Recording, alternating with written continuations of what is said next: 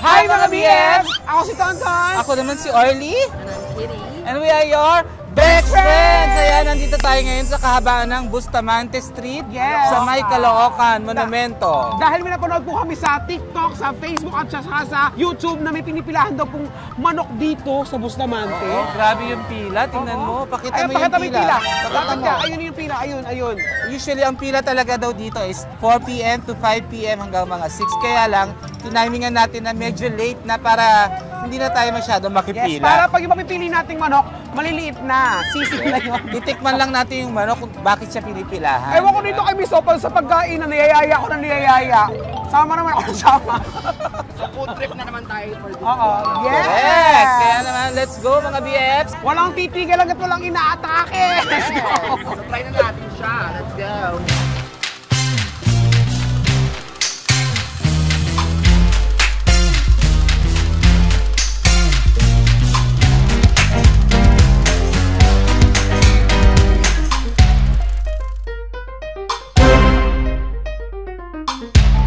Ate, magkano yung manok mo? Ah, 70? Ano Ang mga putis part? chicken ay 79. Pwede na. May kanin yon. Only rice and May gravy. only rice and gravy. Bongga. So Ayan po ito, yung chicken nila. Jade, pakita natin yan. Ang pangalan ng tindahan nila ay Mekos. manok. Ito yung mga sauces nila. Meron sila ditong mustard ito. Teriyaki din. Yan, so guys, itatry na natin yung chicken na trending. Honest review to, sa harap ni kuya natin kakainin. Makikita niya kung anong reaction natin. Yan o, Thai part. Guys, it's a Thai.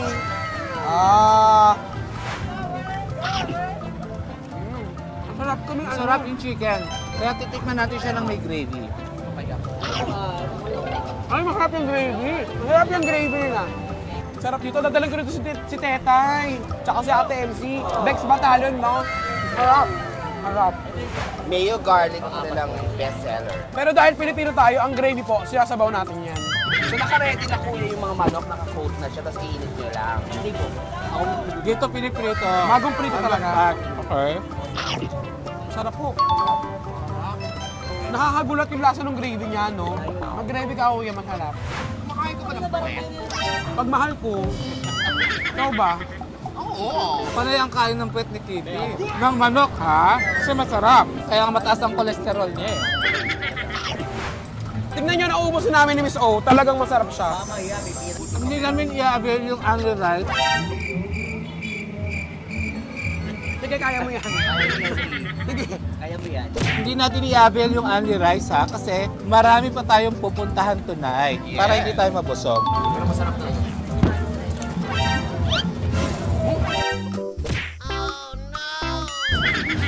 Ako din ang bangko. Sarap kami ternong gulaman, no? Gaano madaming manok na naubos sa isang araw ko yan? Yan yung mayo. At in fairness sa kanila ha, meron din silang tindang mga gulaman dito. Tikman natin ng mayo garlic. Mas gusto ko pa rin yung gravy talaga. Ang init. Masarap din. Ayan, busog na tayo. Kawawa naman sila. Wala pong natira para sa mga kanin baboy. Naubos po ng totoong baboy. So, ito po ay isang Bex Friends Approve! Puntahan niyo po yan dito sa may Bustamante, sa may Monumento. At isang branch nila sa may Parco 11th Avenue. Di pa tayo, ano kayo masarap? After ng kanin, Kanin ulit. lugaw. Tara, lugaw tayo. Ito yung isa natin nakita sa Tikim TV na famous na pinupuntahan ng mga tao. Pakita mo yung mga tao, Jay. Daming tao. Ang kanyang famous pigar-pigar. Kuya, ano yung pigar-pigar? Recipe ng Pangasinan yan. Recipe ng Pangasinan. Nagawa sa laman ng baka, kalabaw. Kaya pigar-pigar. Pinirito niya yung kalabaw. Nilagyan niya ng repolyo and sibuyas. Ito ay located sa 7th Avenue, 3rd Street, Caloocan. So yan, pigar-pigar.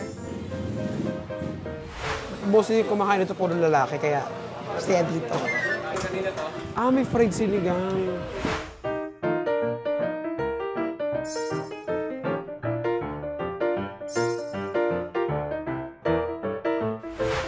in-order na natin ng mga food na available at tinitinda nila dito sa Pigar-Pigar. Pigar-pigar kasi yung food. Yung pangalan ng is Canto 8. Ayun, no? Kanto. Mas maganda pa rin sa kanto, Tinyo. Meron tayo in-order dito na Sinigang na ulo. Yan, Ulo, isa sa mga yes. best-seller nila. Ay, wala yung sabaw nila. ulo ba ng ano to? Baboy. Demonyo. Charot. Ito naman yung pigar-pigar na gawa sa kalabaw. Oh, ito stir-fried, no? Yes. Oo. Ano lang yan onion tsaka repolyo. Tapos ito ay pares. Beef pares ba to? Oh, beef pares, yes. Okay, Sabi ni Kuya, yung nagluluto, ito daw ay dapat nilalagyan ng kalamansi at sarap saka ng toyo. patis. Mostly na nakikita dito natin, puro mga lalaki kasi talagang ganito yung mga food ng boys. Di ba? Kasi tayo kinakain natin cupcakes, leche flan, ketchup. Ang landi mo naman, nagtanong ka pa kay mamang pulis. Ayan, hi sir. Hi po, sir. Hi mga sir. Hi sir. Nagkapansin talaga siya sa mga mamang pulis. Gusto ko kasi magka-jowa ng pulis. Talaga? Gumano na isa. Malabo yan. Malabo yan. May pera kami. Tikman na natin itong ulo. Ano unahin natin tikman? Actually, nakakakain ako ng kalabaw dati. Ako din sa Isabela kasi, Ako hindi. Ay, First hindi time ba? ko makakatikim. mostly ang tinatapad at binubulala doon, kalabaw. So, kumakain talaga ako ng kalabaw. So, ayan, titikman natin siya. With rice, of course. Kasama yung rice. Ang bango. Alam mong may toyo siya. Parang siya may toyo. Masarap siya. Sa akin, masarap yung pigay-pigay. Kaya lang, sabi ni Kitty, medyo may amoy lang siya. Siguro dahil sa mantikang ginamit. Pero Pero ulat yun din yung mantika. masarap siya. Masarap ang baka. Ang sarap nga. Kaya pala maraming pumupunta. Dito lang yan guys sa Caloocan na. Kung gusto nyo kumain ng mga ganitong pagkain, punta kayo dito sa Caloocan. Kanto 8. Kanto 8 pero 7th Avenue siya. Sa gitna siya ng 7. Le, ang storya doon kasi, parang nasa 7th Ave siya dati. Lumipat siya dito. Wala lang yun. Sintera. Iniwala naman. Ako si Nanette. Nanet, Inventor. inventor. Ito guys, ako, excited ako tikman to. Ito yung sinigang na ulo. Ito, oh, ang lambot, bugs. Oh, falls off the bone. Ganon. Tapos, lalagyan mo ng konting sabaw, ipapatikim mo sa maarte. Ang sarap. Nakakatikman ko yan mamaya. Mami, masarap. Saan gawa ang Paris nila? Baka. Bakala. Bahagi ka ng lahat. Alam mo, yung kaya sa mga pinupuntahan natin ngayon, approve. Guys, hindi kami mapapahiya. I-recommend namin, puntahan nyo to. Let's try the press. Sarap. Ito na Sarap. sinigang. Sinigang na facial. Waech. Ayan guys, so tingnan nyo guys. Lasang-lasang ng Ayun Paris. guys, oh, ang perfect. Lalagyan mo ng sabaw. Ano naman natin ngayon yung pares. Masarap din Paris. Siyempre masarap talaga pag may kapares. Ikaw, saan mo dadali ng jowa mo pag nag-date kayo? Hindi, gusto ko matry yung ano, Wolfgang. Wow. Hindi pa ako nakatry doon. Tatry lang naman. Pwede man sa labas na magsago lang kayo. Bili kayo siomay sa siomay, tapos Wolfgang kayo. Oo. Hindi ko masyadong nagustuhan yung pares nila. Huwag ka maingay, nagagalit yung may-ari. Mas gusto ko yung sinigang sa ulo at saka itong Ito, ako yung pigar-pigar ang masigang. Ito, mas gusto ko yung sinigang ng ulo. Maaano natin to, marirecommend natin. Ikaw, sa mo dadalhin yung kung magkakajowa ka. kahit Huwag na sa hideout, lagi ka na sa hideout eh. Uli sa clowns naman para may iba. Oo. Marami naman tayong kaibigan dun eh. Pero guys, puntahan nyo talaga to yung Canto 8. Masarap yung sinigang na ulo, pigar-pigar. Sarap. So guys, naubos natin. Kaya dapat mag-dessert na tayo. Tignan natin sa susunod kung makakapag-dessert tayo or baka medyo light lang. Kita nyo kung paano sila magsalita? Pa-sweet. Busog na busog na bakla. Nahihilo na kami. In fairness, mga BFs, hindi kami mapapahiya. Kaya naman, ito So, ay Best Friends Approved! Andito tayong isa-isa sa mga dinadayo sa San Lazaro, ang kabayo.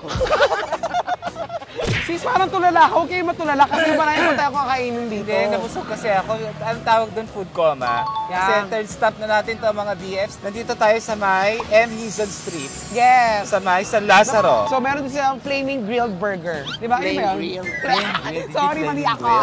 Pero ayoko na. Bakit ayaw mo dito? Mukhang masarap naman. Ayoko ng pangalan. Ano pangalan? Ayan o. Ah! X ba tayo? Yes! Kaya sabi ko sa'yo, hi love. Yan na! Yeah! Kamusta ka? Hindi kasi kumpleto yun. Kinakantahan niya eh. Kamusta Kumusta na ang BP mo? Yes! Paano pag sinabi ko sa'yo I want you back? Ay! Ganon.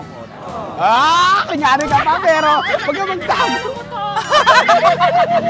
Nabila mo ba siya niyan? Sana! Hindi ka kasi naghintay eh. Oo. Gusto mo na maka-lawyer eh. Christmas gift. Dapat Christmas gift sa kanya ni Kitty yun, kaso hiniwalan siya December 5 eh. Mali. Very wrong move. 19. 19 ba? Hindi kasi Ako yung naghiwalay already. Wow! pretty. Priting manok. Ayan, so ito na yung burger nila yan. Pakita mo. Yan. Niluluto. Iniba na kasi daw yung grill ngayon. Dati nag-aapoy-apoy pa siya. So mas maganda daw yung kanilang grill ngayon. Orderin natin yung tatlo. Lahat. Yung double. Yung double cheese, double barbecue, at saka double burger steak. Sige. Orderin natin yan. Ha? Kamusta na? Ang BP mo. Walang tigil lang. Yeah. Hindi, gusto natin, nag-food trip tayo. Yes, Talaga so kailangan pagkatawanan titikman natin. natin. Yes. Siya may-ari ng Joshua. Ay po si Joshua, kuya. Kapatid niya si Joshua. Hi, mag-hi ka naman sa vlog namin. Yan. At saka yung si kuya, ano eh? Justin. Kuya Justin, magjowa sila. Charot, hindi. Magkumpare yan. Magkumpare yan. Pwede pa kaming ano dyan? Pwede kaming ano? Ano? Pwede namin kayo upuan? Ay, hindi. Pwede kaming umupo dyan. Yan. Wala, sorry. Gusto talaga, pakalam ko eh. Sorry. Nagkamali lang ako. Ito yung dining nila. Dining area tayo ngayon.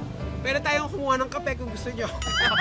Big gravy yata yan. Nandito tayo sa Herrera Corner M. Hizon. Okay. So itong mga kainan dito, along Herrera siya.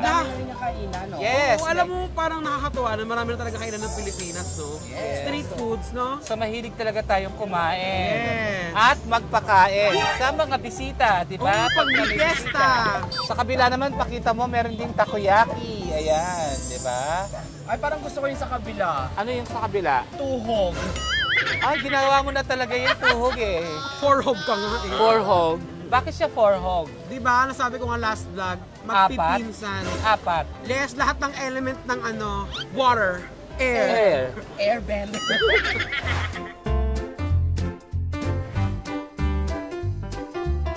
So ayan, nandito tayo ngayon. Kasama natin si Darwin. Hi, Darwin! Yes, isa sa mga owner nito. Talagang owner daw, yung kapatid niya, yung si Joshua. Alam mo kung anong gusto ko dito sa kainan nila? Yung mga lalaki nakabukak. Gusto ko yan. Saan? Darwin, gano'ng katagal na itong burger? 1 year na po siya itong February. Nasaan si Joshua ngayon? Nasa bahay po. Sa bahay. Parang take turns kayo sa pagbabantay, gano'n. Opo, may ano po kasi siya eh. Kumbaga, sped po si John. Nag-aaral pa siya. Ilang taon na ba si Joshua? 21 po. Sino mas matanda sa inyo? Ako po. Talaga. Okay ba sa inyo na magkakaroon ka ng ganitong jowa? Gano'ng kadaming burger na gagawa nyo? Nauubos nyo sa isang araw? Dito pong branch at pong branch only. So marami kayong Ako branch. po kasi branch na. Saan yan? Saan yung 5 branches? Sa Gagalangin, Tondo? sa Nepa po Balot.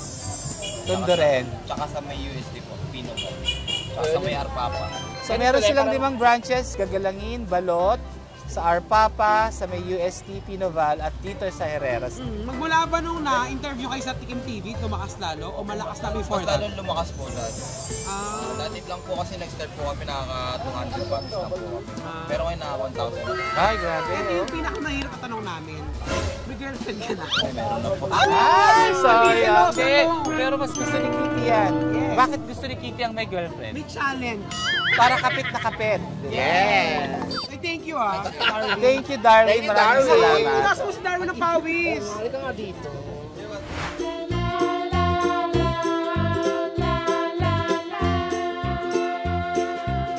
So, ayan guys, labeled. Ito, CB4 Captain Barbell. Cheeseburger. Tapos ito yung... Buti pa yung burger may label. Yes. Naubos na po yung burger steak. So, ito na lang matitikman natin, yung cheeseburger at saka yung barbecue sauce. Unahin ko yung barbecue. Cheers tayo. Titignan natin kung siya ay Beck's Friend approved.